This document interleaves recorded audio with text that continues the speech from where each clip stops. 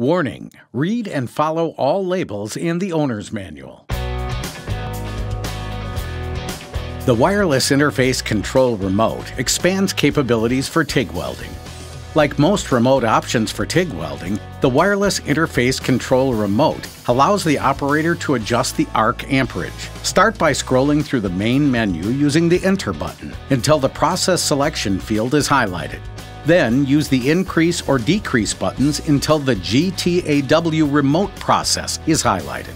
Press Enter, and when the amperage field is highlighted, you'll be able to use the increase or decrease buttons to adjust amperage. In the remote TIG process, the Wireless Interface Control Remote can also be used to turn the contactor on and off.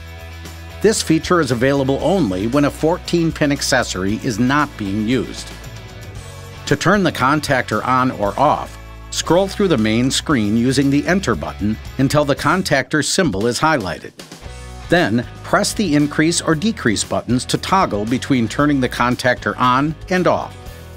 When the lift arc or non-remote TIG process is selected, Miller's auto stop setting can also be adjusted. This feature fine-tunes the arc length at which a TIG arc will cut out, resulting in cleaner arc breaks. This makes it easier to supply shielding gas after the arc is terminated. The auto stop setting is adjusted by pressing the Enter button and scrolling through the main screen until the arc control field is highlighted. Use the increase and decrease buttons to adjust the auto stop sensitivity. If you prefer to use a different style remote that hooks into the 14-pin receptacle instead, such as a foot pedal or a finger remote, amperage control will be given to the 14-pin accessory.